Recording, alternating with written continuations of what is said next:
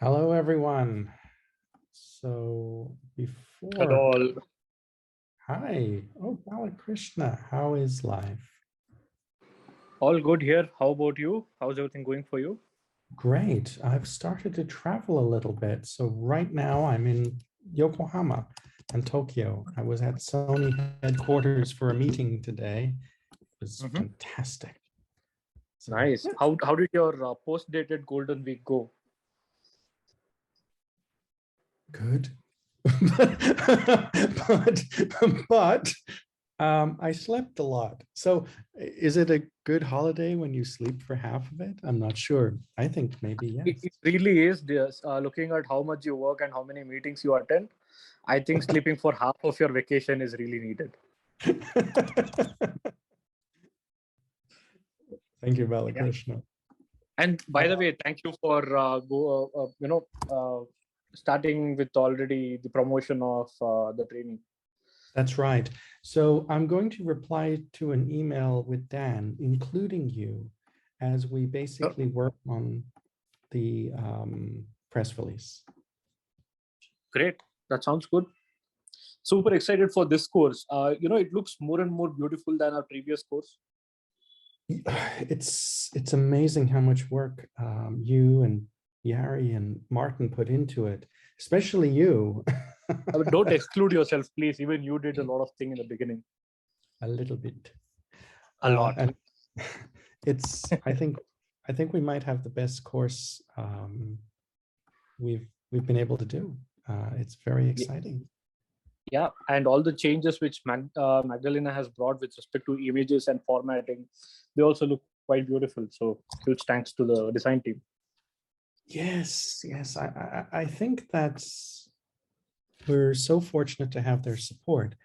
And maybe this is a course that will last for many years. Yes. Yeah. So Balakrishna, I've just sent something. I've just sent a draft PR for the course to you, Yari, and Martin. So you can access the internal Linux Foundation document as we edit it. Awesome. Got it. Now, before this meeting gets started, and I'm going to hand over to our hosts in a second, I just wanted to do the normal thing we do and show our antitrust policy notice and so on for our recording. So I'm sharing my screen right now. Hopefully you can see my slide, and I will just move to the antitrust policy notice. So the antitrust policy is on our website, and you can get more information about the antitrust policy notice there.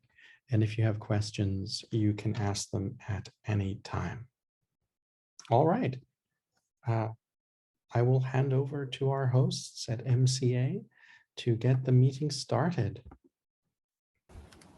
Hello, everyone. I hope you're all doing well. My name is Radhika, and I'm an associate with Mishi Chaudhary and Associates. Just to start with a little bit of an introduction, as you all are aware, OpenChain is a project of Linux Foundation and a community effort to establish common best practices for effective management of open source software and compliance with open source licenses. The project aims to build trust in open source software by making open source license compliance simpler and more consistent. Today, MCA is hosting the OpenChain working group meetup today, and MCA is a boutique law firm specializing in areas of technology law, intellectual property law, and general corporate advisory. We are based out of New Delhi. Our work is underpinned by in-depth research and strategic planning. And we distinguish ourselves not only by the breadth of our legal expertise, but also by our unmatched international exposure that enables us to handle cases and transactions of any size and complexity. Today's meetup will include presentation and talks on issues relating to open source policy in India and open chain compliance. So today, the principal associate of Mishi Chaudhary and Associates, Prashant Sugathan, and Shane, who needs no introduction, will be presenting on open source policy in India and open chain compliance. And I will just like to introduce Prashant, but I also see that we're limited number of people, so I think we can just all go around and introduce ourselves. I think that will make the meeting more intimate. I have already introduced myself. I'll pass it on to Shane, and then Shane can pass it on to others. Wonderful. Radhika, so much thanks to you for getting this meeting running. It's so nice to have you helping us to get done. So everyone, I'm the general manager of the OpenChain project. And that means basically I take all the credit for success and I try to avoid blame. In real terms, as the general manager, I deal with the administration around the OpenChain project, and I try to develop, you could say, new business for the project. I try to make sure people are adopting it. I try to make sure governments understand it. And I'm your one-stop contact point for what do I do with this standard? What do I do with the project? So I'm always here to help. And I'm very glad to support this initiative. The India work group is one of many. We have local work groups in China, Japan, Korea, Taiwan, Germany, and the UK as well. So you are among friends. All right, back to you, Radhika. Perfect. So let me just call out people as I see their names in the chat in no particular order. Patrick, then maybe you can pass it out to somebody else. Hi, I'm Patrick. I work as an open source officer in Technicolor Connected Home India Private Limited, mainly dealing with set-top boxes and reset boxes. Thank you. Thanks, Patrick. Balakrishna. Hi, hi Radhika. Good evening, and good evening everyone. My name is Balakrishna.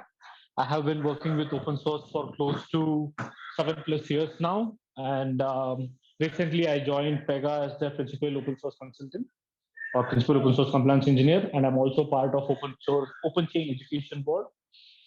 And yeah, whenever all of you get time, please do join us in OpenChain education board. We have a lot of activity going on there. We will be starting few more new projects. We recently finished one training project which will be going live in next month. Thank you. Thank you, Balakrishna. Sankalp. Yeah, hi everyone.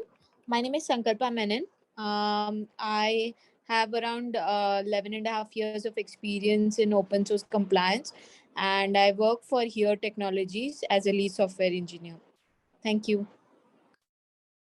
Thank you, Sankalpa. Arjun. Hi everyone, good evening. I'm Arjun D'Souza. I work as an associate at Mishi Chaudhary Associates. I'm eager to hear everyone's views today, so thanks. Thanks, Arjun. Shrestha. Hello everyone, I'm Shrestha. I work as Communications Associate at Mishi Chaudhary and Associates. Looking forward to the discussion today. Thank you. Thank you, Shrestha. Raju. Hi everyone, Raju Devidas. I work as the technologist with Mishi Chaudhary and Associates. I have attended a few OpenChain meetups in past. I'm looking forward to this one. Thank you. Thanks, Raju. Sakshi. Hi everyone, good evening. I work for Source Code Control Limited, and I have been working in open source from last 8+ years. I have served KPMG and Lyra Infosystems, and yeah, looking forward for the discussion. And just a brief introduction that I work around open source licensing and open source training, and nowadays I've started writing articles as well on open source. So yeah, looking forward. Thank you, Sakshi. Guru Raj. Hi all, good evening. Guru here. Earlier I worked for Lyra and then Siemens. Now I'm part of Siemens Healthineers. I work as a licensed clearing auditor. I'm a compliance specialist. Yeah, I'm looking for looking forward to work on OpenChain compliance part actually. Thank you. Maithili, would you like to go next? Okay. Vaishali?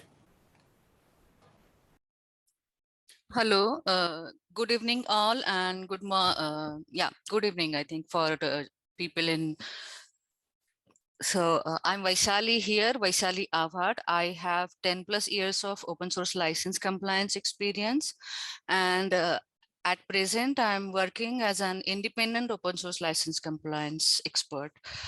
And I'm eager to hear everybody's views today. Thank you. Thank you, Vaishali. Arun?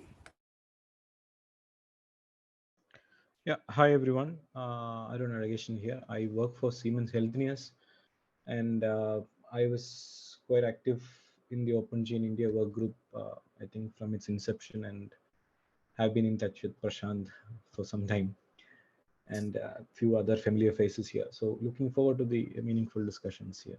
Thank you. Thank you, Arun. Marcel? Hi everyone, my name is Marcel. I'm working for PwC in Germany, and my team and I, we provide open source services from consulting and implementation of open source compliance management systems to audit and certification, for example, of OpenChain ISO 5230 certification of open source. And also we provide managed services for open source compliance management, and this in Germany, but also on a global level. So I'm happy to help. And also I'm involved in OpenChain for some years, and I'm very interested what happens here in this India working group going forward. Thank you, Marcel. Jalpa, although I'm really sorry if I'm pronouncing somebody's names wrong. No, you pronounce my name perfectly right. Yeah, hi, this is Jalpa Joshi. I work for this company called Lyra Infosystem, like a lot of familiar faces, names on the group. So we do a lot of FOSS consulting, a lot of FOSS audits for customers in similar space. We do a lot of M&A audits for, for companies across the globe. We have been part of the India work group right from the inception. We've even hosted one of the work group events in the past. So nice to connect with all of you here. Looking forward to the session today. Thank you, Jalpa. Prashant? Hi, everyone. Thanks for turning up for the event. Nice to see a lot of familiar faces. Yeah, we had physical meetups sometime in the past, but now thanks to COVID, everything has become online. But then, I mean, it has always been great to meet let's say all these members of the OpenChain community and the creative community as that. I mean, I'm working as a principal associate at Mishra Chaudhary and Associates. I made the transition from being an engineer who worked very closely with the free software community to being a lawyer, and have been, mostly on this free software side from, I believe, for more the, with Mishra Chaudhary from 2010, it's been more than 10, 12 years now. So, but we have been part of the free software community for more than 20 years. Nice meeting you all, and looking forward to the interaction. Thank you, Prashant.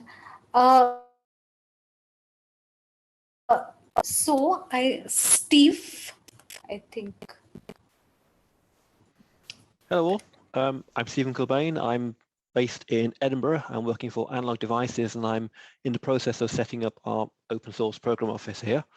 ADI is an international company. We have a development center in Bangalore in India. And one of the things that group does is develop our automotive software to automotive standards. And so we're very interested in getting all our processes correct. And I'm looking forward to including OpenChain compliance eventually in those processes. So looking forward to seeing what's going on in this call. Thanks, Steve. I think Jari. I'm pretty sure that I'm pronouncing this incorrectly. Yes, it's Yari. Oh yeah, so I'm Yari, Sorry. and I've been with OpenChain for a couple of years at least now, and my background is actually in M&A and compliance there. So I'm interested to hear that actually there are so many people who have kind of similar M&A experience as I do, and I'm here just to learn what this work group is working on. So happy to be here. Thanks, Hari. There is, I think, somebody with the initials RS.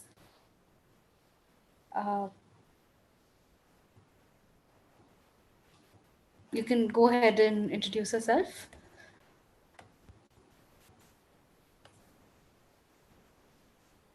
Okay, moving on. Secret person. Yeah, secret person. So I think we also have Mr. Rajiv Gupta. Maybe you can introduce yourself and then we'll get on to the presentations.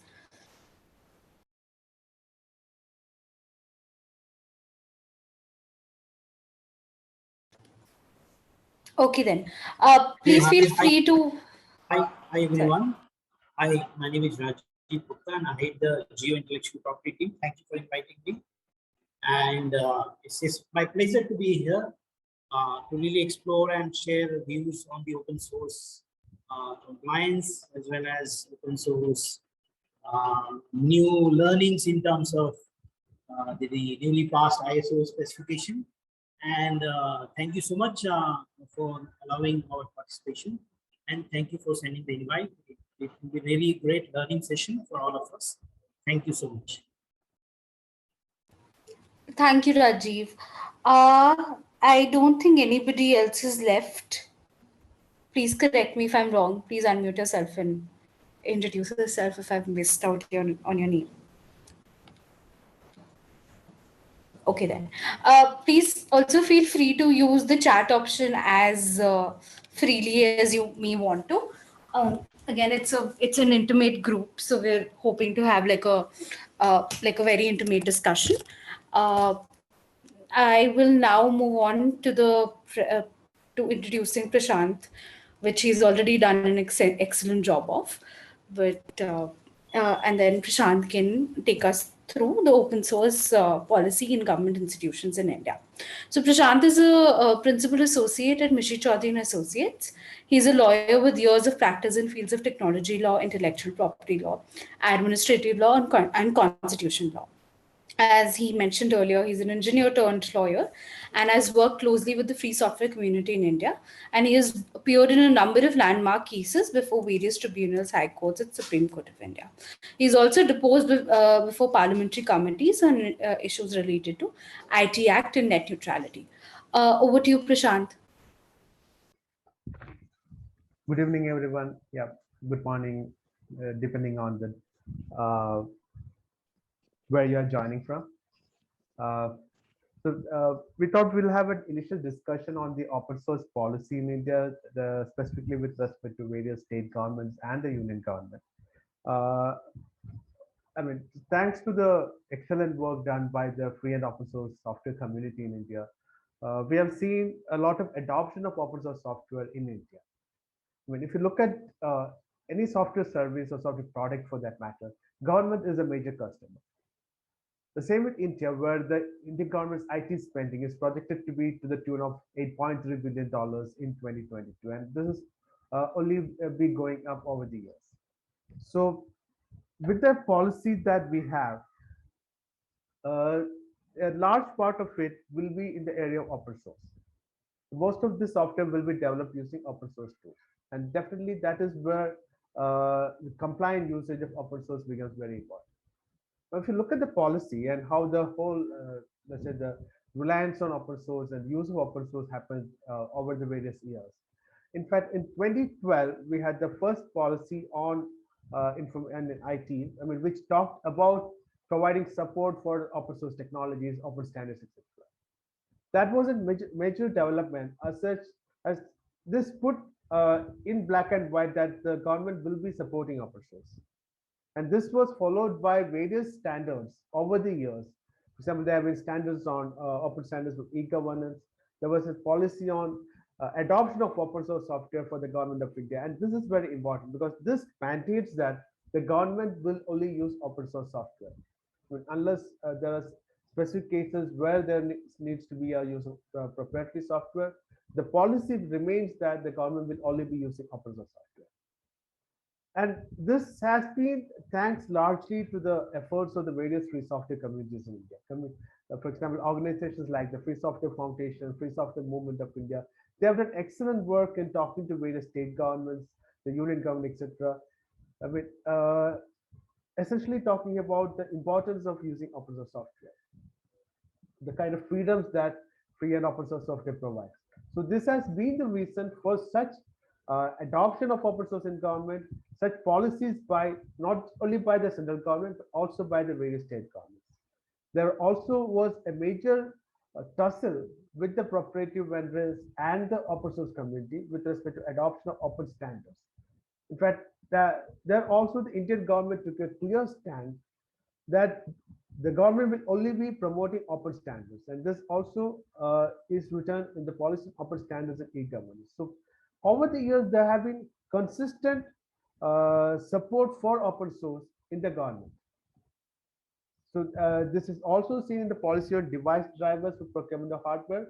Again, there is a support which is mandated for hardware for which runs on free software platforms and open source platforms. So if you look at the various government policies over the years, there has been a consistent support as far as open source is concerned.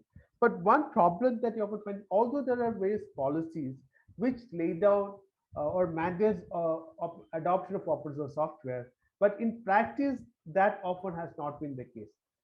Yes, there has been excellent implementation. For example, if you take let's say the courts in India, the e-courts program in India, across the length and breadth of the country, you can find almost all the courts, from the lower courts up to the Supreme Court of India, running on free and open source software. So that has been a major, I would say, it would be difficult to find such implementations in government. I mean, I think in any other sector, like any other, let's say, whether it is executive or with other, let's say the pillars of the government as it should take it, there would be any, compared to the judiciary, I don't think there is any place where you find such extensive use of open source software. That definitely is a benchmark which can be used by other government agencies, government departments, so that to plan their open source implementations. Now, coming to the various state governments, the Kerala government has been one of the pioneers in this regard. Right from 2001, it was mandated in the IT policy that the government will be supporting open source software. This was thanks, I would say, largely to a conference which was organized in the state capital in 2001, where Mr. Richard Stallman was present. There was a lot of support from the Free Software community and the Free Software Foundation. This also led to the, let's say, the establishment of a center in Kerala called the International Center for Free and Open Source Software, which provides support for the free software community in the state and across India. There has been a lot of applications being developed for various government departments, agencies, government agencies, even the LCT board there for that matter, mostly runs on free and open source software. Same with the Assam government. It was specifically there in the policy came with that government introduced way back in the, I think it was in the year 2010. The same with, there have been a lot of initiatives by the Karnataka and Tamil Nadu government.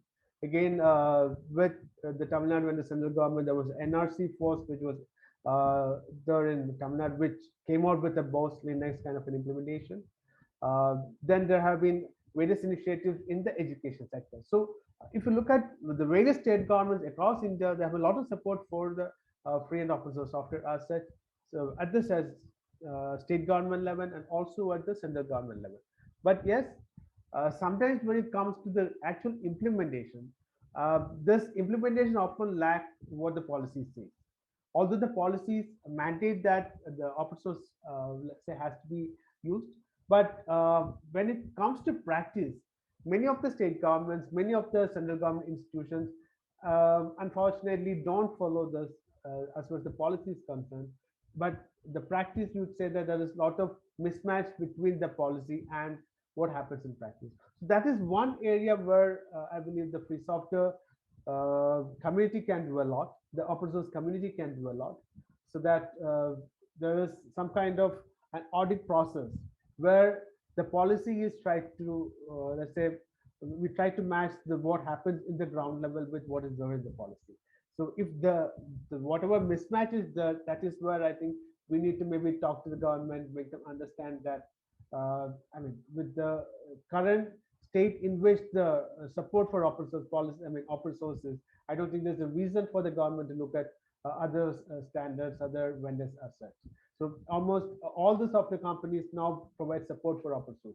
So when this, in fact, if you look at 2001, when the Kerala government came up with the IT policy, there the problem was that there was no clear understanding of the, let's say, the open source as such, whether there was also the discussion about whether there will be organizations which can give support for these software assets. So that was the biggest hurdle when, let's say, the various state governments started adopting it initially. Even I would say even before the union government.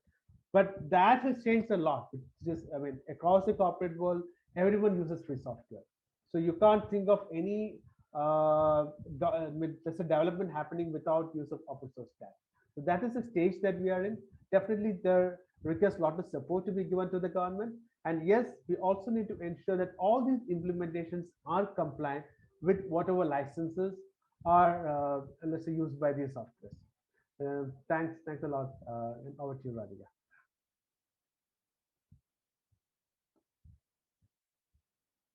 Thank you, Prashant. I think that was quite insightful. So I thought that we could, get done with both the presentations and then take questions. I hope that works. If anybody thinks that there is any other way it should be done, you can unmute and let me know. Okay, great. So the second presentation is by the one and only Shane. And of course, he needs no introduction. But just to give you a very brief idea, Shane leads the OpenChain project and acts as an advisor to World Mobile and as a General Assembly member. And he has extensive knowledge of open source governance, internal process development, supply chain management, and community building, among other things. So sorry, he is an assembly member of Open Forum Europe. Over to you, Shane, and he'll be presenting on OpenChain compliance. Thank you. Much appreciated. So I was thinking today, how can I provide value to the people on the call who are brand new and also provide value to the people who are not? So I decided to do two things. The first is to give you a little bit of OpenChain news, particularly noting some of the big compliance activity we've had recently, but not just that, OpenChain news. And the second thing is just to explain clearly to people, how does compliance work in OpenChain? So if you're thinking about adopting OpenChain, you'll know what the options are and where to start. Jumping right in, I was preparing the OpenChain slide for the Linux Foundation Governing Board meeting, and I started to review what have we done in the last quarter or so. And it's a lot. Before we talk about the conformance announcements, one of the big things that happened is Block, that's the company that makes the Square payment processing product, joined the OpenChain project as a governing board member. Now they're the 24th company to join the governing board, so we have a very big governing board. The reason it works is because we have a very clear mission. The exciting thing for me with Block joining recently is that it's the first financial company to have a board seat on this project. And strategically speaking, I think that gives us another important market.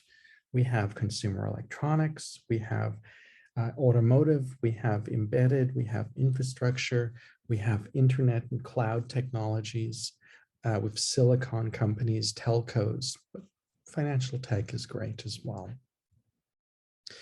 Now, on the conformance side, a lot has happened recently. One thing that happened is that Toshiba in Japan announced OpenChain conformance. That's interesting because Toshiba is a very large conglomerate. So that impacts quite a bit of a certain type of supply chain. In a very interesting move, SAP announced OpenChain conformance as well. But they didn't just announce a conformant program. They became whole entity OpenChain conformance.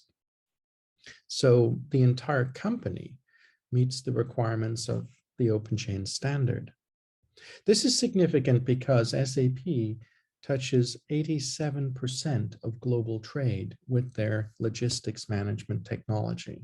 So for us, as a supply chain focused project, it's a really cool development. And SAP has been doing a lot with us, blog posts, webinars, and so on. Another interesting thing was BlackBerry also announced whole entity conformance. For the older people in the audience, you may remember BlackBerry as making telephones. In modern times, BlackBerry is an intellectual property company, and they have a huge patent portfolio. They have significant interests in developing intellectual property around messaging and security. Their decision to adopt OpenChain as a whole entity was interesting because it means that a pure play intellectual property company is saying this is how they think open source should be managed. It's a great message. Another significant development was that ZTE in China was just certified as OpenChain conformance. This was a third-party certification by CAICT, an organization under the Chinese Ministry of Trade. In a minute, I'll explain the difference between people self-certifying and having third-party certification. But the big message is that huge companies, important companies, and massive supply chain companies are using the ISO standard, and they're announcing adoption in recent times. And this builds on dozens of other announcements. So we're very happy with the growth of the standard, though we do want more smaller companies to adopt it as well. We have some small companies using it, but looking at the supply chain, we want to scale to tens of thousands of companies.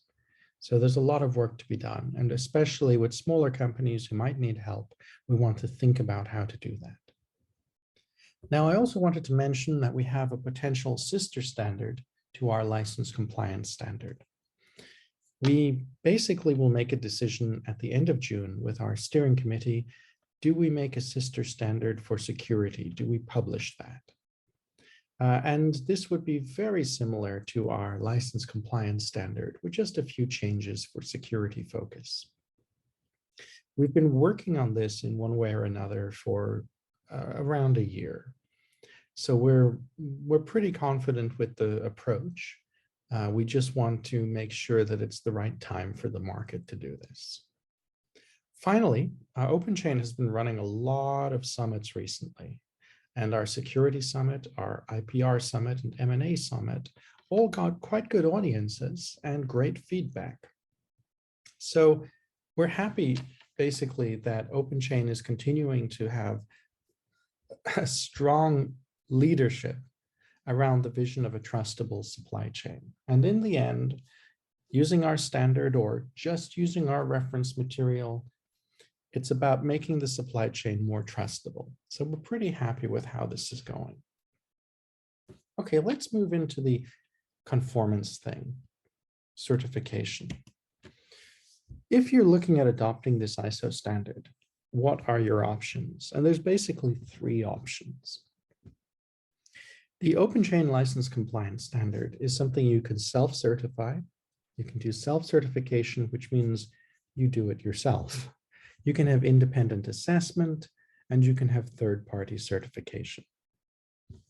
When it comes to doing something like self-certification, it can sound difficult. If you look at the standard, it's only 5 pages plus 2 pages of explanation. But how do you read a standard and say, yes, I've adopted it? Well, we've answered that for you.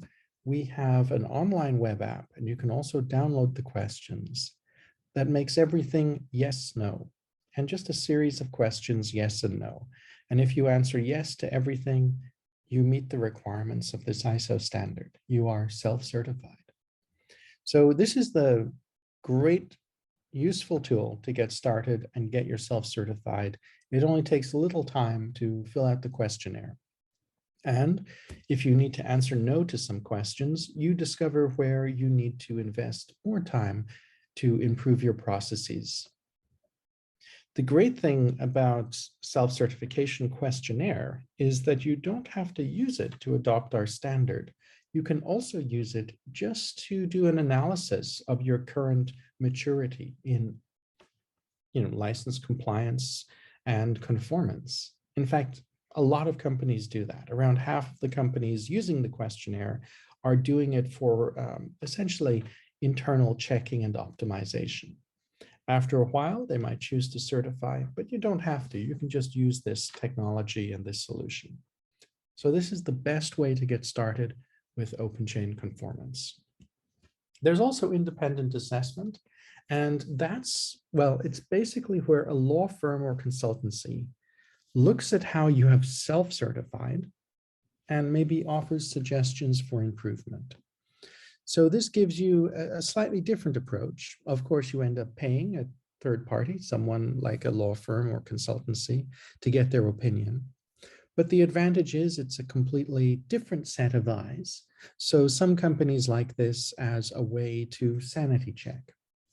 Independent assessment is a common tool around standards like 26262. So that's ISO 26262 for functional safety. It's an automotive standard. And it actually, inside the standard, talks about independent assessment.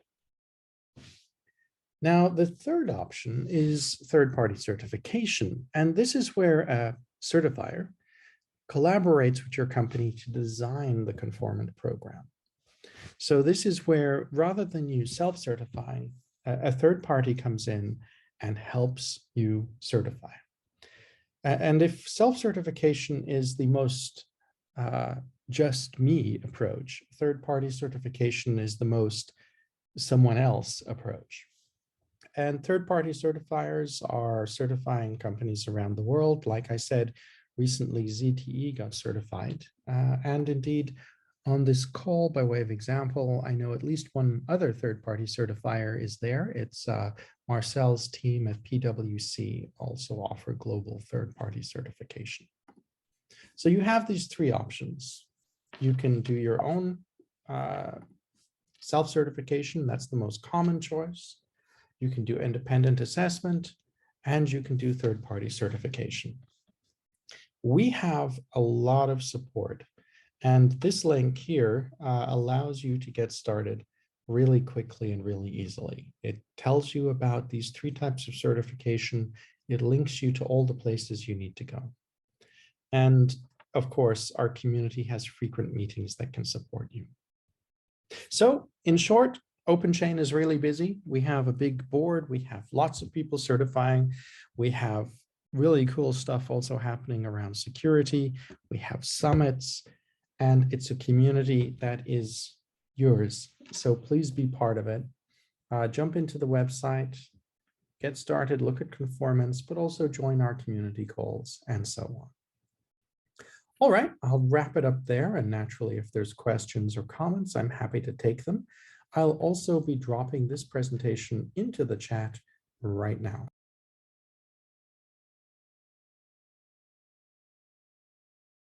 Thanks a lot, Shane. I think that was quite insightful. The floor is open for questions, comments, and discussions. I think you can just unmute and start talking. I have one question to get us. Oh, sorry, go ahead. You first. No, Shane, please complete. I will follow up. Okay, thanks, Aaron. My question actually is about the India market. It's such a big market, but it's also a market, I think, where there's quite a lot of unique regulation, Indian regulation. I've noticed some local regulation in areas like privacy, internet communications, and so on, that are relatively individual. It's India focused. And I was just wondering if there's any, special rules and regulations in India that might make open source compliance more difficult or more easy? Or is India just basically the same as everywhere else, where we're trying to follow the licenses with copyright? We're basically using international treaties like the Berne Treaty, and we're all using the same process.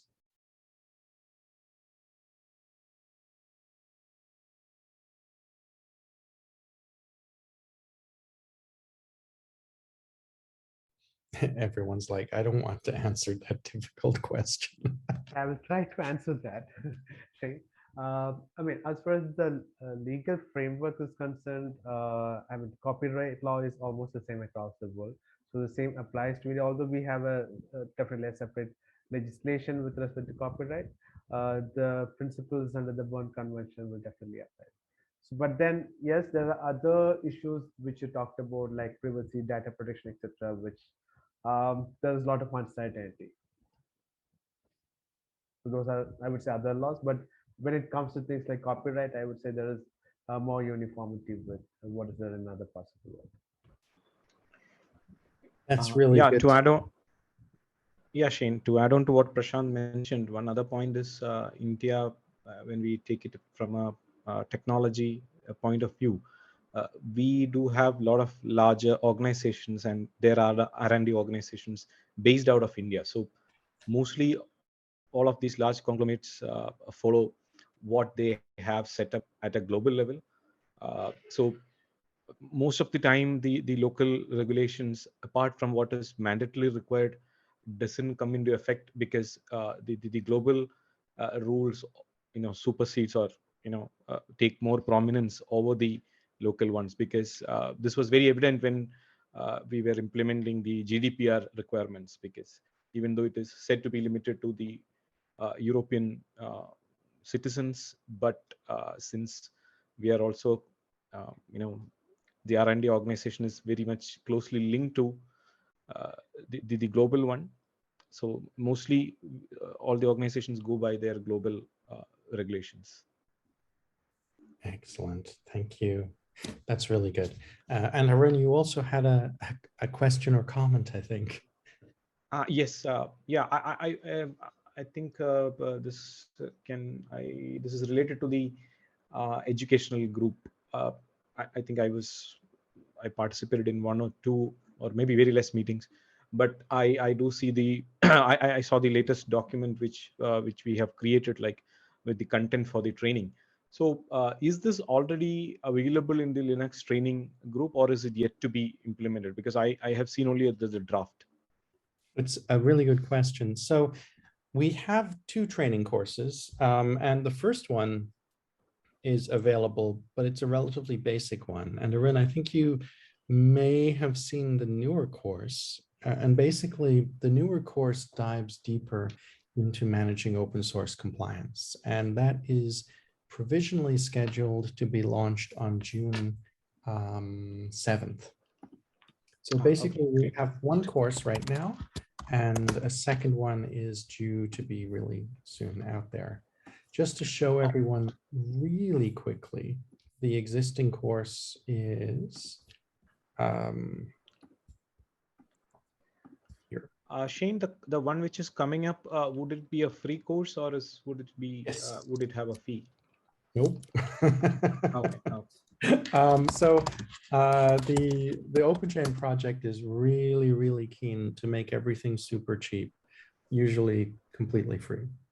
So everything from self-certification to our training is all free. And what's interesting is that our courses give you an LF completion badge. So when you complete our course, our first course, Introduction to Open Source Compliance Management, you get a badge, a little certificate. And the same thing will happen with our second course. Yeah, and definitely this introduction to open source license compliance went really well. The Linux Foundation training team told us it got some of the best feedback on the courses released last year. So we're really happy about that. And at the beginning of this call, Balakrishna mentioned our new course is looking pretty great. Balakrishna, how long were you guys working on that? A very long time. Yeah, Shane, we actually went, there was a little on and off period, but if we disregard the on and off period, totally we worked close to 4 months in bringing the course to the shape it is in right now. It's amazing. It's brilliant. In case some people are brand new here, I mentioned OpenChain likes to do stuff for free, but we go further than that. Most of our stuff is public domain, so you can do anything you want with it with no problems. Yari says he's off to do the course LFC 193 to get a badge. Subha, you've got a question. Over to you. You need to unmute. Hi, Shane. I'm Shubha. I take care of open source compliance and technical connected home. So I was looking, I follow the OpenChain, I keep following, but still we have not got into the self-certification, which we would like to look at. In tandem, I actually see some information with respect to software bill of materials, SPDX standard and all those.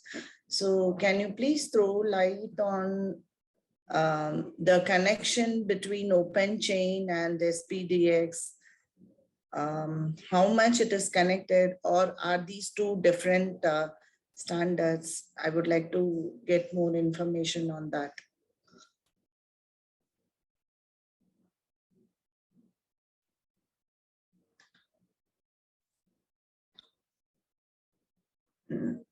Can you understand my question? Oh, yes, absolutely. Absolutely. So the short answer is yes, they are two separate ISO standards, but I should explain why they are different.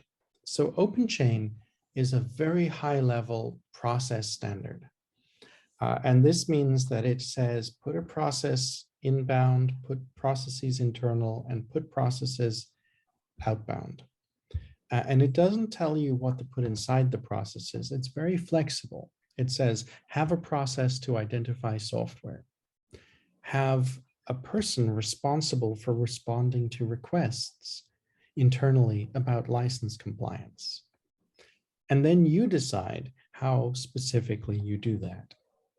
So you should think of OpenChain as a really high level standard, similar to ISO 9001, a process standard for quality. And this means it's a very short standard and it's very flexible. So companies of all sizes in all markets can use it. Now, when it comes to software bill of materials, you're sort of going down, you're narrowing in, you're zooming into the problem. So SPDX as a software bill of materials is much more prescriptive. It says you describe this license in this format. And this is very useful because if you use that description language of that software bill of materials, it means that manually or automated, everyone in the world can read the bill of materials. So there's no more mistakes by confusion, et cetera, et cetera. There's no more bespoke implementations. So in the end, then our standard OpenChain is very high level, and it's designed to be flexible because for processes, basically for processes, you need to have the flexibility, and it doesn't matter so much what your process is if your process works inside your company. For a software bill of materials, you need it to be common to every company in the world using a software bill of materials. So it's more narrowed in, it's more prescriptive, and that's why it's a separate standard. Okay, thank you. Very clear. I can understand. Yeah, this is more of a higher level, talks Yes. about process, and this comes specific to a problem. Okay. Yes, and in fact, the description I will start using from today is it's just like a Japanese address. The concept of Japanese addresses is zooming in. So the address starts by saying Japan, and then it starts saying prefecture, city, street, and exact location on the street. And we are the top level. We are saying planet Earth, and SPDX is somewhere down there saying prefecture or city. They're much more zoomed in on the problem. Okay. Thank you. Thank you for giving me an overall concept because I was like confused with these. Thank you. You're very welcome. And in the end, companies might adopt OpenChain really quickly and then gradually adopt more and more zoomed in, more detailed standards to support their Yes, work. yes. Yeah. Now I get a clarity of what to be done. Yeah. Thank you. You're welcome. You're welcome. And it was a great question. In fact, I think after this call, I must write down an explanation using some of these tools to put on the website. I noticed in the chat, Steve Kilbane is talking about the cybersecurity on medical devices, which includes SBOM requirements. And he has a question. Is the India market working towards requiring SBOMs in certain market spaces like medical or infrastructure? Is it something happening in India at the moment, or is it something we're still not seeing? I think I would like to add here that as Prashant also mentioned, that government is openly and front-facingly talking about using open source, but they are reluctant in using open source. I think SBOM is a really, really demand of the hour, and I think it should be used as a mandate in a delivery artifacts, and where you can see what you've used in your software. And as a business, I think in India, yes, the companies, if you are doing, if you're performing analysis for any organization, they are demanding to know what is in their code base, what type of third-party components or open source components are there. So yeah, I think the trend is pretty rising in India as well when you when it comes to SBOM and the demand of SBOM. Yeah.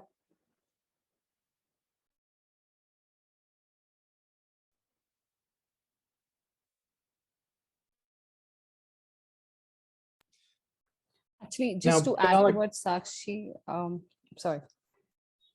No, go ahead, go ahead, go ahead. Yeah, just to add to what Sakshi just mentioned. So not just, the larger organizations, who used to look at SBOM, more from a standards perspective. We've also seen a lot of, smaller companies, startups using an SBOM and, going back to their VCs and, making sure that, they have this message sent across that whatever IP that they've been building, that's also, free of any, compliance issues. So I think that's another trend that's coming up, especially in the Indian market. That is what we've seen.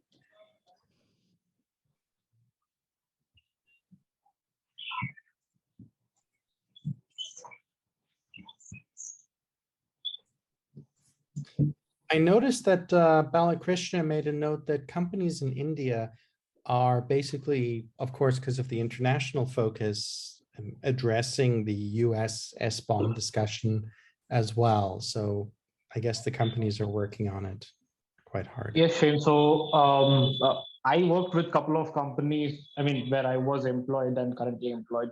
We are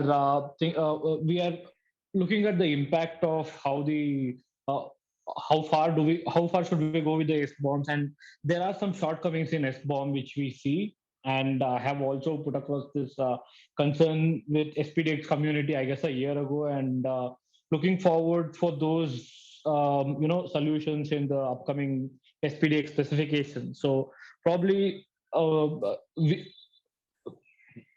organizations which I have worked with for those organizations to completely accept SBOM, I think it's going to take some more time. That makes sense. And I see Yari has a question, an interesting one. Are SBOMs more focused on security or compliance or both?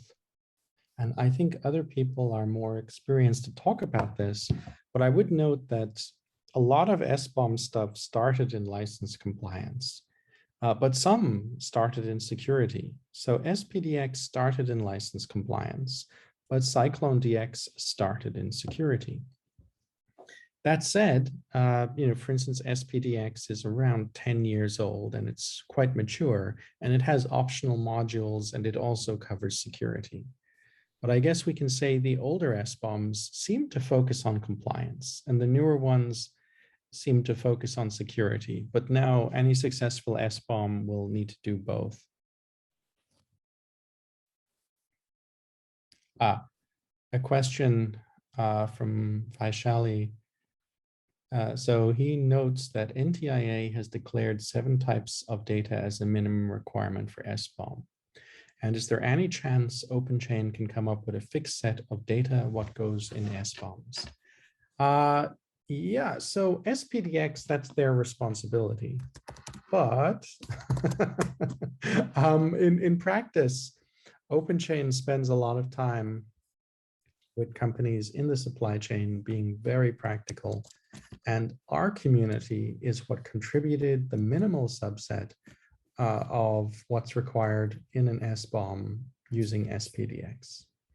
So I'm just putting the link in the chat, and I'll just share my screen super fast. There's an appendices, so Appendix G is SPDX Lite. And SPDX Lite is a subset, a minimal set of the specification. Is it the same as NTIA? I don't know. But here's the SPDX Lite fields. So it's got like the version, data license, creator, and then it goes to license, comments, and so on.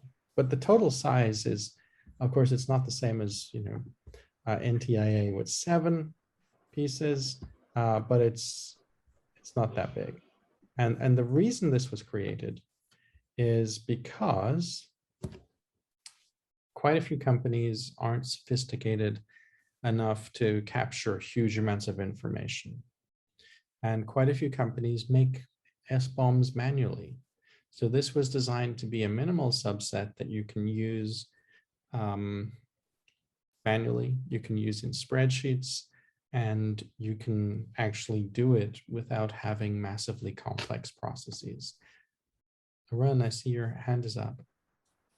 Yeah, just to add on to this topic, the SPDX Lite and SPDX from a different perspective, like, yes, this SPDX Lite, most of the fields do fulfill the NDI requirements. And a little off topic, just from a tool perspective, Software 360 would have these functionality to capture both SPDX and SPDX Lite information within the tool. I mean, just came up right in my mind to just mention this. It's an upcoming feature co-developed by Toshiba and Siemens Healthineers together. That's awesome.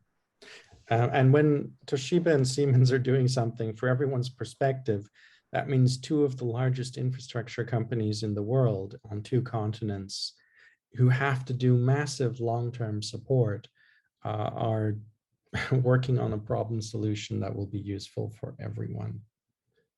And,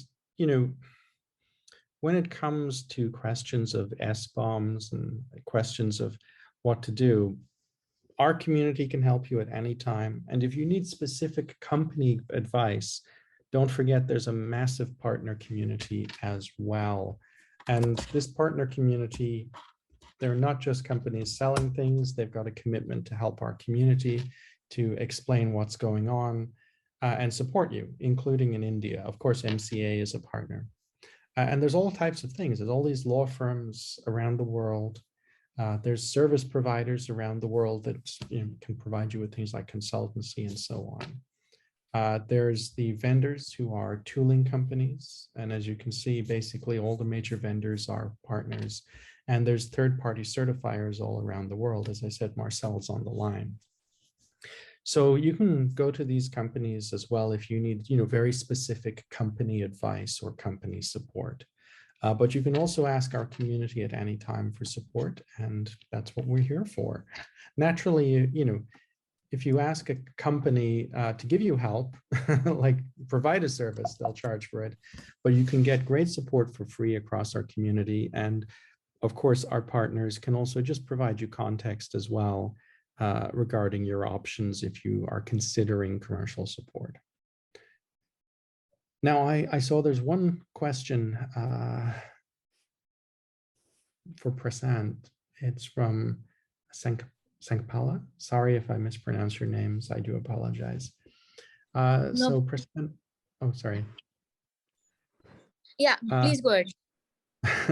So Prasant, you mentioned open source governance is not prominent in government organizations. And the question is, what is the risk for these organizations and who will be responsible if they make a mistake or get sued? Oh, that's an interesting question.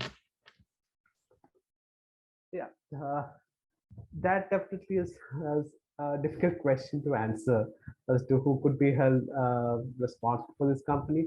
One, I mean, with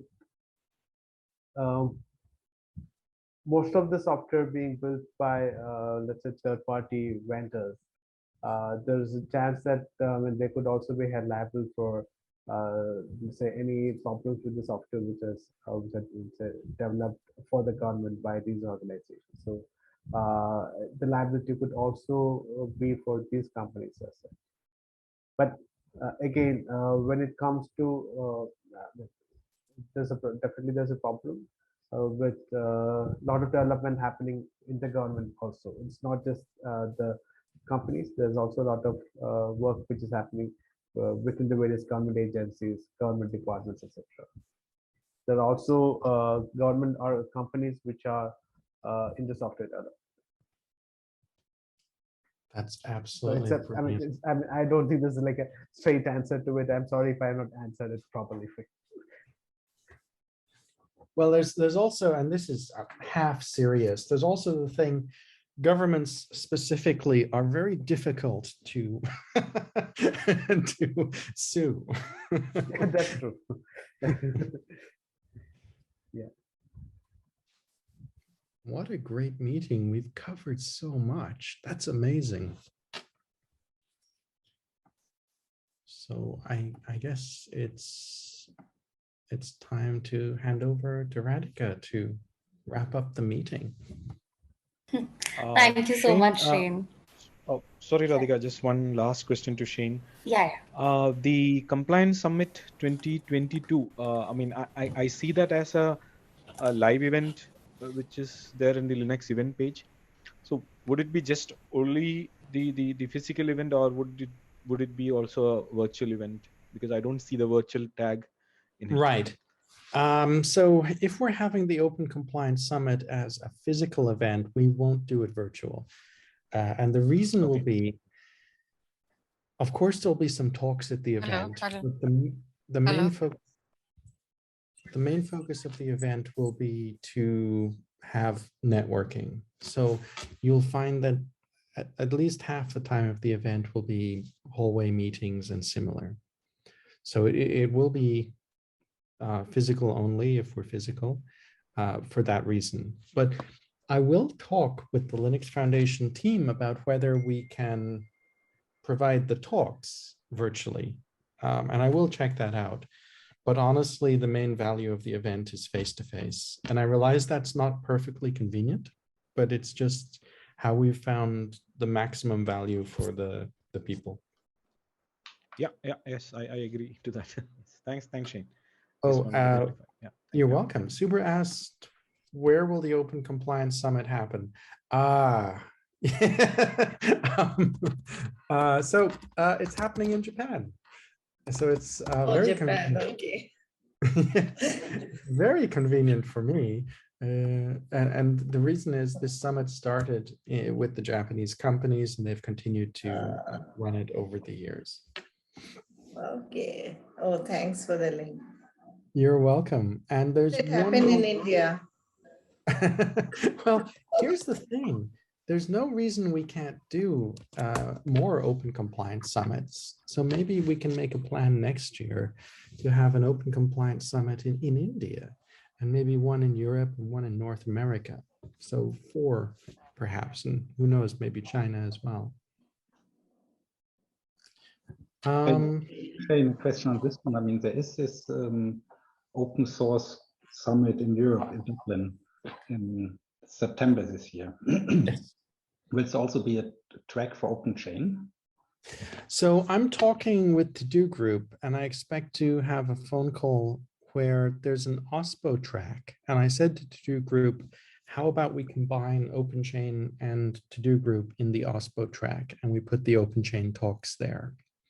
The short version is we always have a ton of OpenChain talks at the events because the companies are speaking. But instead of having a formal event track, we've recently just had a mini summit at the same time as the event, but not inside it. This decision was made because we didn't want to charge people for access. So we didn't want them to have to buy a main event ticket to access our mini summit. I'm not sure what we'll do for Europe. If we collaborate closely with To-Do Group, yes, there will be an OpenChain track. But if not, we'll do the separate mini summit as usual. I should have information in the next couple of weeks. Okay, good. I saw one more question came in. Someone asked, Garu Raja asked, do we need a specialized and dedicated OpenChain specialist to manage the OpenChain standard? No, absolutely not. The OpenChain standard is not a complex thing to manage over time.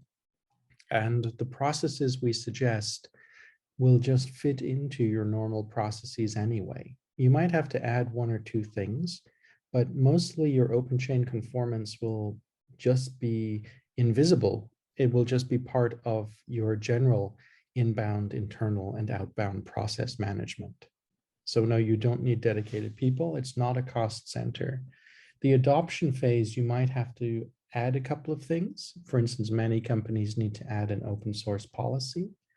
But basically, once you complete those few action items, that's it. All you have to do is look every so often, every 18 months, to make sure that none of the processes are broken. Thank you, Shane. You're welcome. Radhika, back to you. Thank you, Shane. I mean, I personally learned a lot, and I hope that everybody else also did. OpenChain meetups are always a great opportunity to learn and network and understand more things about the about OpenChain and open source. So we are going to continue having these meetups. If you have any ideas or suggestions on how you would like us to curate our next discussion on OpenChain and force compliance, you can get in touch with us. I am going to drop my email ID in the chat box. So please come back to us with any suggestions that you have, and we'll incorporate them in the next meetup that we have. Thank you so much. Everybody have a nice day. What a wonderful meeting. This is one of the best work group meetings this year. We've had such an interesting discussion. So I'll be recommending the global community to watch the recording, which will be out in a couple of days. Thank you so much, Radhika, and everyone at MCA and everyone else for coming. Have a wonderful day and take care. Thank you. Thanks Bye. everyone. Thank you So much. Thank you, Shane. Thank you, everyone. It was wonderful hearing you Thank all. you, everyone. Bye.